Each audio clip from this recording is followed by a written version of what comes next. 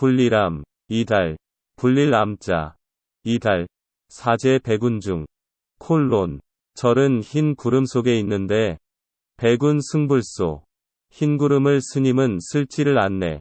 갱내 문시계. 손이 오자 문이 비로소 열리고, 만악 송화로 온 골짜기에 송화가루 가득하네. 감상 1오세주. 작가는 평범하고 쉬운 낱말을 선택하면서도 시의 내용은 참되고 분위기는 맑고 깨끗한 느낌을 준다. 마치 그림을 보듯 구체적이다. 1구를 보자. 사제 백운중. 절은 흰 구름 속에 있는데, 이 구절에서 어려운 낱말은 거의 보이지 않는다. 그러나 독자는 여러 가지 사실을 알 수 있고, 짐작할 수 있다. 먼저 생각되는 것은 작자가 보고 있는 절이 대단히 높은 곳에 위치해 있다는 것을 알 수 있다. 다음으로 작자는 절과 떨어진 곳에서 절을 올려보고 있거나 혹은 그 절이 높은 곳에서 아래쪽을 내려보고 있다고 생각해 볼 수 있다. 확실한 것은 절이 깊은 산, 높은 곳에 있으며 세속과 멀리 떨어진 곳이라는 사실이다. 즉 세상과 떨어진 탈속한 곳에 있다는 것이다. 이 구를 보자. 백운승 부소. 흰 구름을 스님은 쓸지를 않네. 이 구절에서는 작자가 관찰하는 대상인 절에 대한 보다 구체적인 사실이 묘사된다. 즉 흰 구름이 절 마당에 여기저기 어지럽게 있는데 스님은 그것을 쓸어내지 않고 있다는 관찰이다. 여기서 흰 구름은 일반 가정에서 보면 마당에 널려있는 휴지나 쓰레기에 해당한다. 따라서 속세의 일반인은 자기 마당이 더러운 것을 남이 볼까 부끄러워 남이 보기 전에 쓸어버리는 법인데 스님은 쓸지 않는다는 것이다. 곧 사소한 일에 얽매이지 않고 산다는 것이다. 작가는 바로 이 점을 부러워하고 있는 것이다. 그래서 이를 시로 표현한 것이다. 그러면 작가는 어째서 이를 좋게 보고 부러워하는가? 우선은 남의 눈치를 보지 않아도 되는 자유로움에서다. 인간은 사회적 동물이며 또 문화적 동물이라고 한다. 사회적 동물이란 조직에 얽매인 생명체인 것이다. 조직화되면 보다 큰 힘을 발휘하지만 조직체를 이루는 하나하나의 조직 단위는 그 조직체의 부분으로 전락되고 만다. 이렇게 될 경우 조직 단위는 자신의 독립성을 일부분 포기할 수밖에 없는 것이다. 그래서 조직에 속하면 조직 단위는 원하지 않는 일도 할 수밖에 도리가 없는 것이다.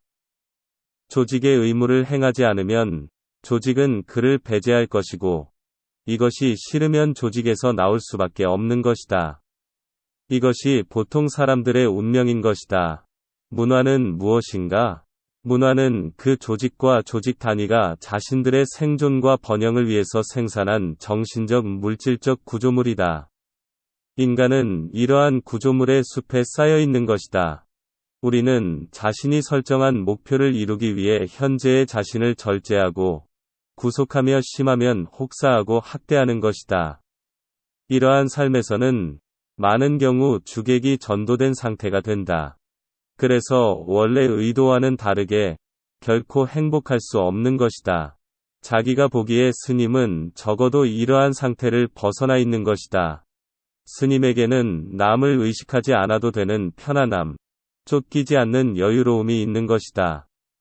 작자는 이 점이 한없이 부러운 것이다.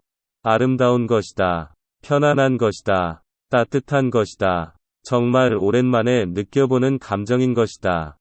그리고 이것은 세속을 벗어나 이 절에 옴으로서만 가능한 것이었다. 작가는 이 분위기를 잊지 않고 일상에 되살리기 위해서 또 자신이 경험한 좋은 것을 남에게 전하고 후세에 전하기 위하여 시로 남긴 것이다. 시를 짓지 않을 수 없는 것이다. 왜냐하면 그는 본래 시인이기 때문이다. 3구를 보자. 갱내 문시계. 손이 오자 문이 비로소 열리고 여기서도 작가가 부러워하는 스님의 자유와 여유에 대한 묘사가 계속된다. 이 구절의 산문적 의미는 손님이 와서야 문이 처음으로 열렸다는 뜻이다. 스님은 절을 찾는 사람이 적기 때문에 또는 새 속에서 아무리 이른 시간에 절을 향해 와도 절이 깊고 높은 산에 있기 때문에 절로 오는 시간은 상당할 것이다. 그래서 절에 도착하면 시간은 훨씬 지나 있는 것이다. 그 시 엘간 동안 스님은 자유로운 것이다. 이 점이 작가에게는 한없이 부러운 것이다.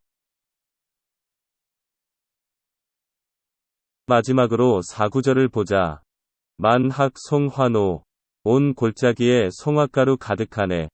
여기서는 스님과 절이 있는 자연 배경을 묘사하고 있다. 자연 배경은 온 골짜기에 소나무 꽃가루가 휘날려 꽃가루가 골짜기에 가득하다는 것이다. 이는 시각적인 공간 배경에 관한 묘사이다. 절은 계곡을 끼고 있다. 그리하여 절은 물이 풍부한 곳이고 사람이 살만한 곳이다. 그리고 소나무가 우거진 곳이다. 이 구절에서 또 우리는 시간 배경을 느낄 수 있다. 계절은 송화가루가 날리는 시기다. 늦은 봄이다. 봄은 온갖 꽃이 흐트러지게 피고 소나무도 난만하여 그 꽃가루가 익어 터지는 시기다. 노란 꽃가루 분말이 바람에 날리어 골짜기에 가득한 광경은 하나의 그림이다. 산이 포용하고 있는 온갖 생명들이 꽃가루로 뒤덮인 산의 계곡에 제 나름의 생명력을 뽐내고 있다. 바로 그러한 계절인 것이다. 골짜기에 충만한 봄의 생명력과 소나무 꽃가루 가득한 골짜기를 아름답게 본 것이다. 거기서 작자는 생명의 환희와 봄날의 따뜻함과 봄빛의 밝음이 조화된 조용한 산속 절이 전경에 매료된 것이다. 이 시는 이러한 데서 나온 것이다. 종합하면 사회조직과 문화에 얽매인 우리는 이 시에서 세속을 벗어난 곳에서 느끼는 자유로움과 평안함과 여유로움에 대한 감탄 이 시에 녹아있음을 알 수 있다. 참고 이 시를 도승이 깨달은 불교적 진리를 자연 경물을 통하여 이미지화해서 표현하고 있다고 보는 견해도 있다.